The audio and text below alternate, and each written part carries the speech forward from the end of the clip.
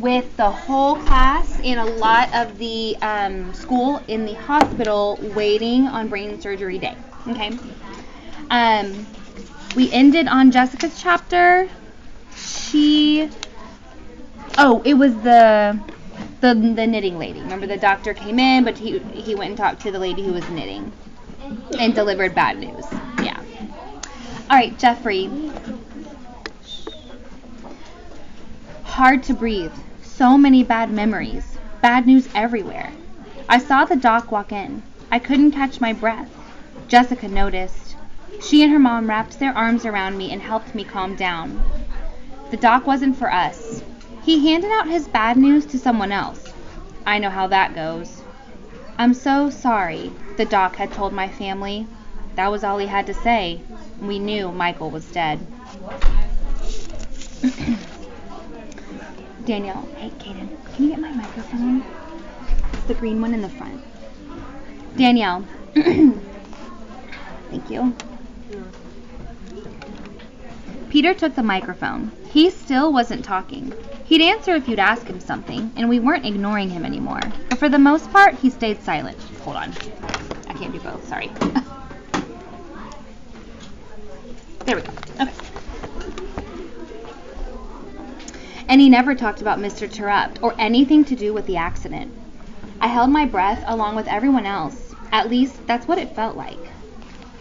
I remember the time I said that we should invite the collaborative kids to our holiday centers. I saw Mr. Terupt wipe his eyes after I said that.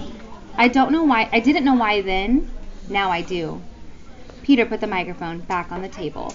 Okay, so let me remind you. They're in the hospital room, or in the waiting room, and Jeffrey brought out the microphone that they use for their class meetings. They would pass around in a circle while they were in class, and he brought it here and set it on the wooden table. I'm assuming kind of like a coffee table in the middle, and they're all sitting around passing it and just saying some sort of memory or something that's on their mind. Danielle mentioned Peter not having spoken for a long time, which he hasn't. If you go back and see, we haven't heard a Peter chapter in a while, since the accident. And then Peter says, I saw Mr. T wipe his eyes after I said that. I didn't know why then. Now I do. Okay, and that was because he was so surprised and happy that Peter had a change of heart. Just 5 minutes. Yeah. It's because of library. Alexia. I took the mic again after hearing Peter. I knew what he was talking about. Understanding stuff about Teach that he didn't before. That was true for me too. And no, this is her on the microphone. Teach took me in the hall and said some stuff that I hated him for. Really hated him. But all he did was tell me the truth. I didn't want to listen. I hated him and the truth. I stopped talking, but I didn't pass the mic yet. I was thinking. I hope Teach wakes up so he can see that I've listened. I added, he helped me. I'd like him to know that. I put the microphone back on the table. Peter picked it up again. Peter. I decided to pick up the microphone again and say one more thing. Maybe talking about Mr. T and sharing memories would help him pull through the surgery. Surgery. Brain surgery. I couldn't believe he had to have brain surgery. And all because of me. Because of the snowball I threw. My thoughts always came back to this. I remember the time I flung that frisbee. Mr. T said a few things to me, but that was it. I remember the puddle on the floor. He said a few things, but that was it. Nothing bad ever happens, I thought. I chucked that snowball. No matter what any of you say, it's all my fault. It always will be. I stopped talking so I could fight back my tears. But I didn't put down the microphone. I wasn't done yet. I'm sorry, I said, as I looked around at everyone. I'm sorry you're here because of me. I let the microphone roll back onto the table.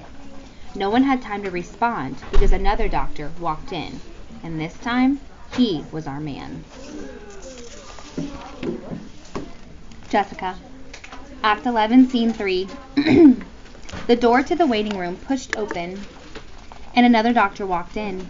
Same lime green scrubs and matching cap. The doctor wore a mask tied around his face. Jeffrey started hyperventilating again. Mom and I calmed him, and we held hands on Jeffrey's lap. I squeezed Mom's hand, and she squeezed back. Was this it? The doctor reached behind his head and untied the mask. He was our guy.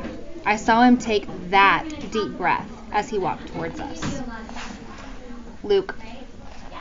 I saw Dr. Wilkins approach us. My heart took off like a car that had its gas pedal matched to the floor. Please, please, please have good news, I repeated over and over again in my head. Mom squeezed my shoulder. Dr. Wilkins found a chair and sat with us. Good news, gang, he said. Mr. Terupt made it through the surgery. Our faces broke out into many smiles, and we let out breaths of relief. I gave Mom a little hug. We were able to stop the bleeding, but your teacher remains in a coma, Dr. Wilkins continued. Why? Anna said. I thought that if you stopped the bleeding, he'd wake up. Her voice rose and shook a little. I thought that's what was supposed to happen. Anna spoke for all of us, but instead of Dr. Wilkins answering, Jeffrey did. Now it's wait and see, Jeffrey said. He took a deep breath in and let it out slow. That the bleeding stopped is a good sign. Deep breath. But that doesn't guarantee that Terupt will wake up. We have to wait and see. More deep, slow breathing. Why was he so anxious?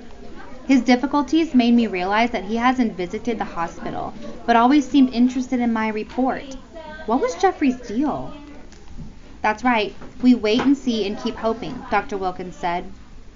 Can we see him? Peter asked. Not today, Peter. Mr. Terupt is in a post-surgical room being watched carefully. Why does he need to be watched carefully? Anna asked, her voice barely a whisper. I thought he was okay now. We monitor every patient closely after a major surgery. It's normal, Dr. Wilkins promised. Mr. Terupt is doing well at this point. We sat there looking at him like a team that had just lost their big game. Hey guys, don't give up now, Dr. Wilkins said. This is when your teacher needs you most. This is good news today. And then Anna came through in the clutch. She took the lead and said what we needed to hear. He's going to make it. Trust me on this one. Be positive. Mr. Terupt told me that once, and he was right. Jeffrey. It was wait and see for Michael, too. He didn't make it. That was when Mom and Dad's lives suddenly crashed down different paths. I don't know if their paths will ever come together again, but it's okay to hope. I hope Terupt makes it. I'm trying hard to believe Anna. Okay, good news.